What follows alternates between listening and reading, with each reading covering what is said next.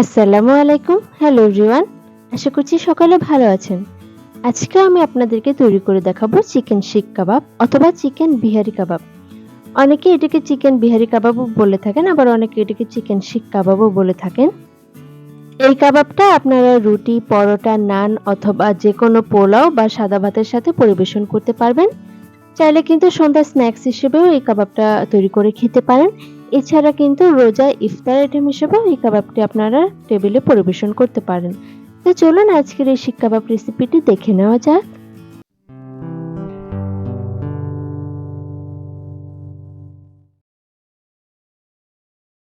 Chicken শিক কাবাব তৈরি করার জন্য আমি আজকে এখানে একটা মুরগির ২ টি বড় সাইজের চিকেন ব্রেস্ট নিয়ে নিয়েছি। আর এটা ওজন ছিল ৬০০ থেকে ৭০০ গ্রামের মতো।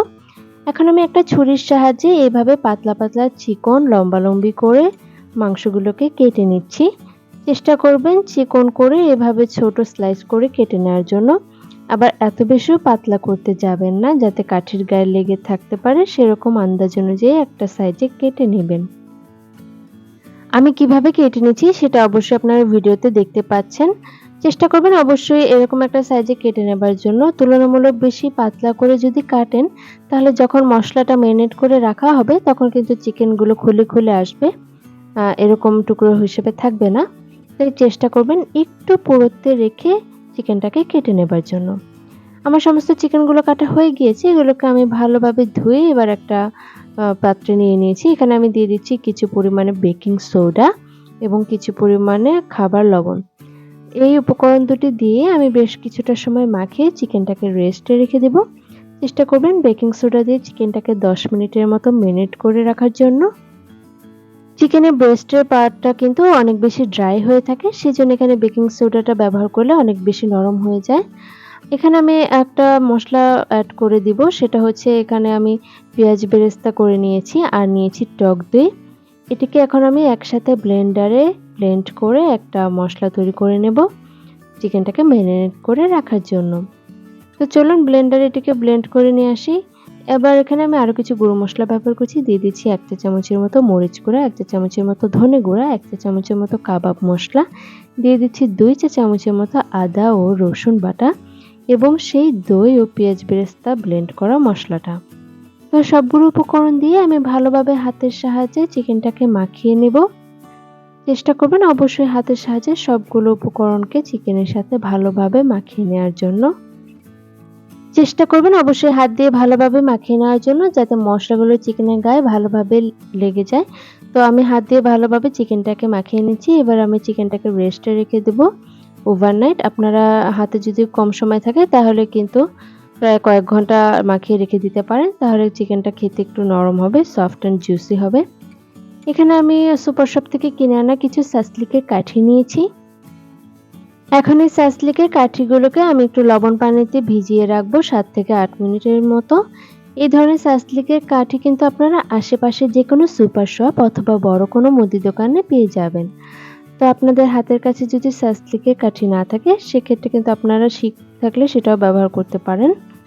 তো প্রায় সারারাত আমার মাংসটা ফ্রিজে ছিল। আমি এটাকে মেরিনেট করে সারারাত রেখে দিয়েছিলাম।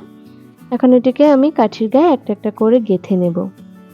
পানিতে আমি যে সাসলিকের কাঠিটা ভিজিয়ে রেখেছিলাম ৫ থেকে ৭ মিনিট, ওখান থেকে আমি একটা কাঠি তুলে নিচ্ছি। এবারে চিকেনটাকে, যেটাকে আমরা মেরিনেট করে রেখেছিলাম লম্বালম্বিভাবে, সেটাকে এভাবে কাঠির সাথে সুই সুতার মতো করে গেঁথে নিতে হবে। জাস্ট চিকেনটাকে এভাবে লম্বালম্বি করে সুই সুতা যেভাবে উঠাই আমরা সুই, সেইভাবে গেঁথে নিতে হবে। তো কাঠির ২ পাশে কিছুটা অংশ বাকি রেখে বাকি পুরোটা অংশে কিন্তু আমি চিকেন দিয়ে ফিল আপ করে দিব। আপনারা ভিডিওতে দেখতেই পাচ্ছেন আমি কিভাবে চিকেনটাকে গেঁথে নিচ্ছি কাঠির গায়ে এবং কতটুকু অংশ পরিমাণ গেঁথে নিচ্ছি। চেষ্টা করবেন এইভাবেই আপনারাও গেঁথে নেবার জন্য। একটা পার্ট চিকেন এড করা হয়ে গেলে যখন আরেকটা পার্ট চিকেন এড করবেন, তখন চেষ্টা করবেন একটু হাত দিয়ে টাইট করে দেবার জন্য।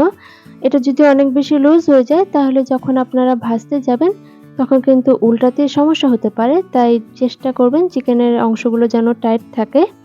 এজন্য বেশি করে চিকেন দিয়ে এটিকে একটু চেপে, চেপে দিতে হবে। তো একইভাবে আমার সবগুলো তৈরি করা হয়ে গিয়েছে। আমার এখানে প্রায় আজকে ৯ থেকে ১০ টির মতো সাসলিকের কাঠি ফিল আপ হয়েছে চিকেন দ্বারা।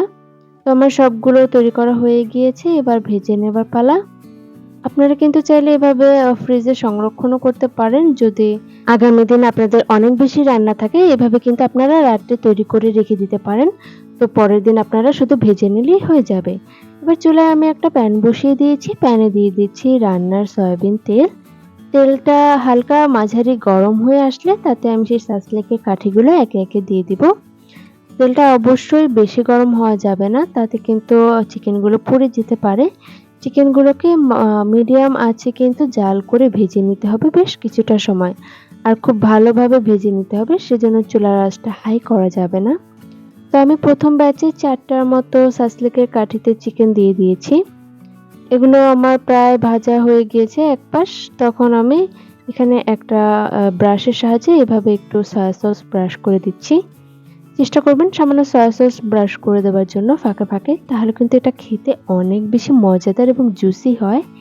এছাড়া উপরের অংশটাও যেন কুক হতে পারে, সেজন্য আপনারা গরম তেলটা এভাবে চামচের সাহায্যে ছিটিয়ে দিতে পারেন।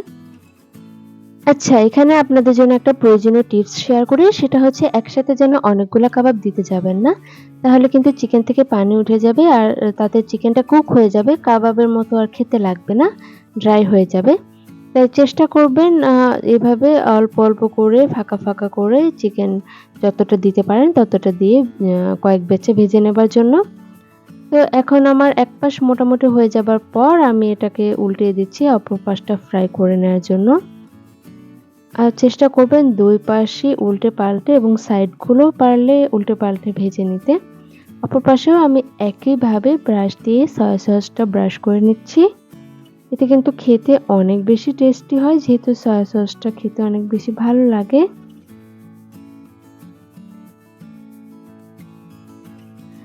এবার এগুলোকে হাই হিটে ভেজে নিতে হবে এবং একেকটা সাইড উল্টে পাল্টে কিন্তু ভালোভাবে ভেজে নিতে হবে। অনেক বেশি লো হিটে কখনোই চিকেন শিক কাবাবটা ভাজতে যাবেন না, তাহলে কিন্তু চিকেনটা অনেক বেশি ড্রাই হয়ে যাবে। তাই চেষ্টা করবেন মিডিয়াম অথবা হাইতে রেখে চিকেনটাকে এভাবে ভেজে নেবার জন্য। আর এভাবে কিন্তু উল্টে পাল্টে সব সাইডটাকে ভেজে নিতে হবে। দেখতে পাচ্ছেন আমি যেভাবে ভেজে নিচ্ছি, ঠিক একইভাবে কিন্তু আপনারা সময় নিয়ে চিকেনটাকে ভেজে নিবেন। আর যেহেতু চিকেনটা লম্বা সময় ধরে ম্যারিনেট করা ছিল, আমি সারারাত রেখে দিয়েছিলাম ম্যারিনেট করে।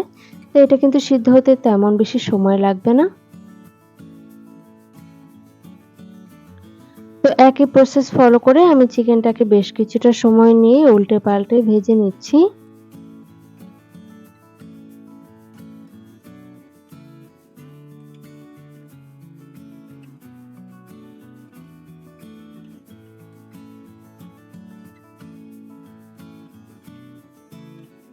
তো এভাবে উল্টে পাল্টে যখন দেখবেন কাবাবটা গোল্ডেন ব্রাউন কালার হয়ে গিয়েছে, তখন বুঝবেন কাবাবটা হয়ে গিয়েছে। আপনারা দেখেই বুঝতে পারবেন যে কাবাবটা কখন হয়ে গিয়েছে।